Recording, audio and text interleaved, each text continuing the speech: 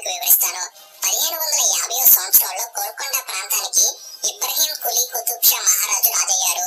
ఈ గోల్కొండ సంస్థానానికి రాజయ్యాక గోల్కొండ కోటతో పాటు ఈ సంస్థానానికి చుట్టుపక్కల ప్రాంతాలన్నింటినీ కూడా ఇబ్రహీం మహారాజు అభివృద్ధి చేయడం ప్రారంభించారు. కానీ అసలైన చిక్కు ఇక్కడే అడ్డుపడింది. నిజానికి అసలు ఈ గోల్కొండ కోటను ఈ సంస్థానం మొత్తాన్ని క్రీస్తు శకం 1143లో కాకతీయులు నిర్మించారు. వీరు ఈ సంస్థానాన్ని అప్పటి జనాభాకు అనుగుణంగా నిర్మించారు. కానీ దాదాపుగా 400 ఏళ్లు గడిచాక ఈ సంస్థానం అనేది ఇబ్రహీం చేతికి దక్కేసరికి ఈ ప్రాంతంలోని జనాభా సంఖ్య అనేది విపరీతంగా పెరిగిపోయింది. దాంతో ఇబ్రహీం రాజు తన రాజ్యాన్ని ఎంతలా అభివృద్ధి చేయాలి అనుకున్నా వీలు లేకుండా పోయింది. కోట లోపల ప్రజల కొరకు ఇల్లు నిర్మించాలన్నా కూడా పరిస్థితులు అనుగుణంగా లేవు. అలాగే రాజ్యంలో ప్రజలందరికీ సరిపోయేలా ఇల్లు లేవు.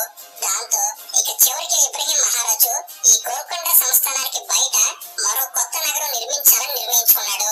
ఈ కొత్త నగరం కోసం అనువైన ప్రదేశం కోసం తన రాజ్యానికి అన్ని వైపుల ప్రాంతాలకు తన అధికారులు పంపి వెతికించగా చివరికి మూసీ నది దక్షిణ భాగంలోని విశాలమైన ప్రాంతంలో ఒక కొత్త నగరాన్ని ఏర్పాటు చేసుకోవచ్చు అని, ఈ ప్రాంతం అన్ని సౌకర్యాలకు అనుకూలంగా ఉందని అధికారులు వచ్చి రాజుకు నివేదికను ఇచ్చారు.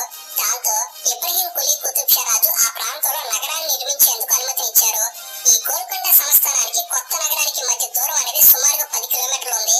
అలాగే మధ్యలో మూసీ నది కూడా ఉంది. దాంతో మొదటిగా మూసీ నదిపై వంతెన కట్టారు. ఆ వంతెనే పురాణాపూర్ వంతెన.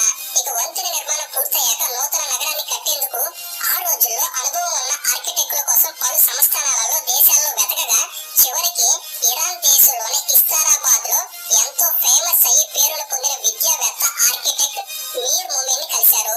ఆయనతో మాట్లాడగా వారు ఈ నూతన నిర్మాణానికి తన వంతుగా సేవలు అందిస్తారని ఒప్పుకున్నారు. ఆయనను గోల్కొండ ఆస్థానానికి తీసుకువచ్చాక ఆయనలో ఉన్న ప్రతిభను చూసి కొద్ది కాలానికే ఇబ్రహీం మహారాజు ముక్తులవడంతో వారిని ఆయనకు ప్రధానమంత్రిగా నియమించుకున్నారు. ఇక పూర్తి నూతన నగర బాధ్యతలని ఈ మీర్ మొమిన్ ఆర్కిటెక్ట్ కి రాజు అప్పగించేశారు. దాంతో మీర్ మొమిన్ నిరంతరంగా 3 ఏళ్లు శ్రమించి చివరికి ఈ కొత్త నగరానికి సంబంధించి పలు డిజైన్లతో రూపొందించిన బ్లూ ప్రింట్ ని రాజుకు చూపించాడు. ఈ నమూనా చిత్రాన్ని చూసిన మహారాజు దీన్ని పరిశీలించి ఎన్నో మార్పులు చేయించారు.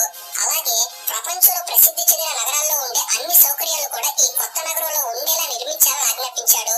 ఇలా ఈ కొత్త నగరం ప్రణాళికలు సిద్ధమవుతున్న ఈ క్రమంలోనే ఇబ్రహీం కులీ కుతుబ్ షా మహారాజు మరణించారు. దాంతో ఇక రాజ్య బాధ్యతలను వీరి కుమారుడు మహమ్మద్ కులీ కుతుబ్ షా స్వీకరించారు. ఈ పేర్ల విషయంలో కన్ఫ్యూజ్ అవ్వకండి. తండ్రి పేరు ఇబ్రహీం కులీ కుతుబ్ షా. ఇతను కుతుబ్ షా వంశపు 4వ రాజు. ఇతని కొడుకు పేరు మహమ్మద్ కులీ కుతుబ్ షా. ఇతను ఈ వంశపు 5వ రాజు. ఇక తన తండ్రి మరణాంతరం తన తండ్రి కోరిక మేరకి మూసీ నది ఒడ్డున ఒక కొత్త పట్టణాన్ని కట్టడం ప్రారంభించాడు. ఆ కొత్త నగరమే మనం ప్రస్తుతం చూస్తున్న హైదరాబాద్. ఈ కొత్త నగరాన్ని ఇరాన్ దేశంలోని ఇస్ఫహాన్ నగరం మాదిరిగానే ఉండేలా నిర్మించారు. ఇక కొత్త నగరం